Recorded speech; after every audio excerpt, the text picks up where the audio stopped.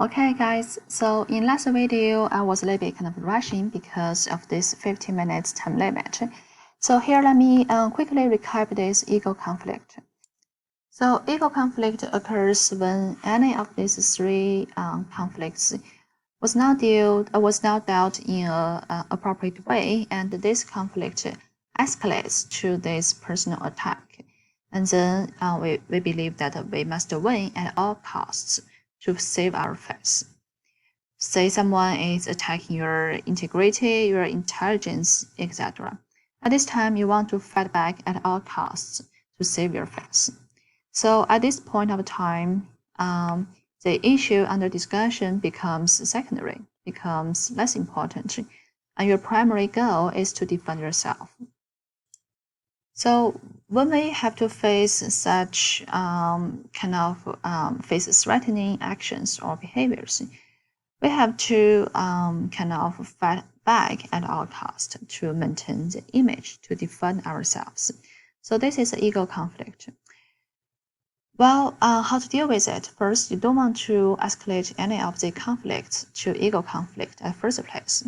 But if you have to face such a conflict, I'll try to calm down and de-escalate and return back to the previous conflict and de-escalate this ego conflict to the previous one. So after we talked about these four types of conflict, I would like you guys to go back to the journal entry you just did and try to identify your conflict type in the journal. It could be only one type of conflict, it could be a mix.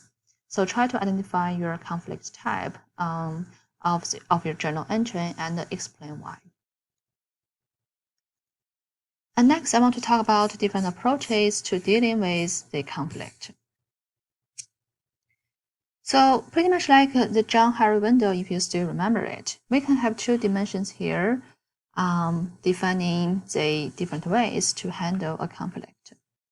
The first dimension is how much you concern about yourself. The other one is how much concern about other people. So for concern for self, high and low. So low, it means, well, my goal, my needs are not quite important. So I'm willing to make some sacrifice. And at the same time, we could also have high concerns for ourselves. So which means that I would rather giving the priority to my own needs, to my own goals. So I will not make any compromise. And same thing for the concerns for other people, low and high. Okay. So depending on where you stand along these two dimensions, we may have 5 different ways to handle a conflict. So first one is I have low concern for myself. I'm willing to make sacrifice. And I don't care about your goals either. We call it avoiding strategy or avoiding approach. So this avoiding approach occurs a lot when you feel that this issue is a minor issue to you and to the other person. You don't think that this is a big issue for your communication partner, for your relationship, and you tend to avoid dealing with it. You just pretend it's not happening.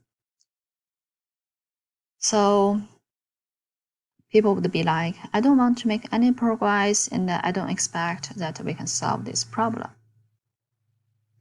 So when people take this approach, they would say something like, just leave me alone. Or it just physically remove themselves from this conflict. Such as when I have a fight with my husband, sometimes he just didn't want to continue fighting with me. He just kind of, left the house and drove the car to a place to calm down and came back home pretending nothing happened. So the advantage of this approach is that if it is a minor issue, it's not a big issue, you can reduce the intense emotions, give each other a break. And this approach is particularly effective when we are dealing with trivial issues. We just pretend nothing happened and just let it go, and we're gonna get back to the normal life. So the disadvantage is that if you keep doing that, it can lead to cumulative annoyances. And this can increase relational intention and difficulty solving a dispute. So it means if you constantly use this strategy, say you are always hanging up the phone before the other person finished the talk. You always kind of left the house while the other person is still trying to talk with you. And this may give you and your partner a temporary break. But eventually, if you keep doing that, you are going to accumulate these emotions, this unsatisfaction, and eventually it will lead to a big problem. So that is the first type of strategy when we have low concerns for ourselves and for other people. We just pretend nothing happened by avoiding it.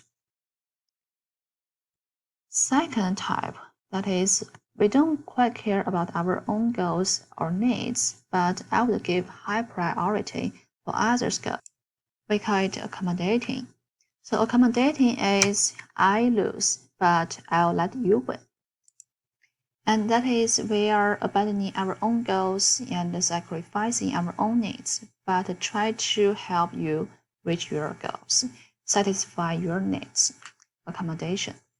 Let me give you one example. So one thing I really hate about my husband is sometimes when he gets really tired, he would snore during night. And sometimes it's so loud and it wakes me up. So if I'm in a good mood, I'll take this accommodation approach. So I'll let him sleep tight. I'll just kind of lay beside him and probably stay awake for the whole night. So in this case, my sleeping quality, I'll make some sacrifice to let him sleep. So in this situation, I'm using this accommodation strategy. So whatever you say, I'll just listen. So the advantage is that we are giving in our own needs to, for social credit. So see, I'm making some sacrifice for our relationship. I'm sacrificing my own needs, my own goals to save our relationship or to maintain our relationship. The disadvantage is that, well, if you keep making a compromise, you are gonna lead. This may lead to some poor decisions because you never got your voice heard, and possibly you'll be taken advantage of. Well, this is the second type of approach when we deal with a conflict. Let's talk about the third one, competing. Well, let's say my husband, if he is snoring during the night and it wakes me up, what I would do is I'll just take a pillow and put on top of his head, try to block this voice, try to block this noise. So at this moment, I got so angry and I don't care whether he can sleep well. I don't care whether he feels comfortable. I don't even care whether he is still alive or not because I give high priority to my own sleeping quality. So in this case, I have to sacrifice his sleeping quality to satisfy my own needs. We call it competing. That is a very aggressive approach to deal with a conflict. I win, you lose. That is the pursuit of one's own goals without regard for others' goals. So I don't quite care about your needs, your goals. All I care is my needs, my goals. So example would be some people would sometimes would say, "It's my way or the highway. You got to listen to me." And the advantage of this approach is that it can be effective in emergency situations, especially you are on the right side. So let's say if I'm giving a ride to my little sister and she always refuses to wear the seatbelt. So in this situation, I got to be really assertive, really aggressive, and force her to wear this seatbelt because it's critical for her well-being. The disadvantage is that it can trigger defensive communication because sometimes you got to criticize others' behaviors. And this could lead to the conflict escalation. And sometimes it can do some damages to a relationship.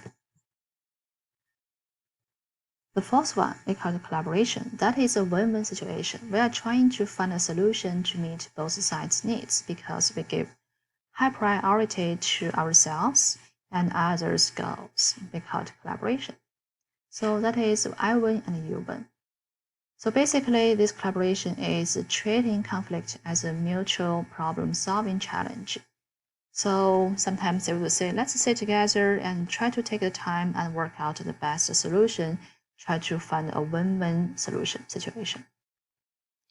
Advantage is that, of course, the goals of both parties are achieved. Disadvantage, it is time-consuming, and sometimes we got to realize there is not such a win-win situation. We got to make some compromise. That is the fourth type of approach.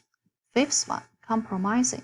That is, sometimes both parties will step back and make some compromise. At the same time, we can make sure that both parties' needs can be partially met. That is compromising. So that is trading some of your needs in order to win concessions from the other side. So I win and lose, and you win and lose as well.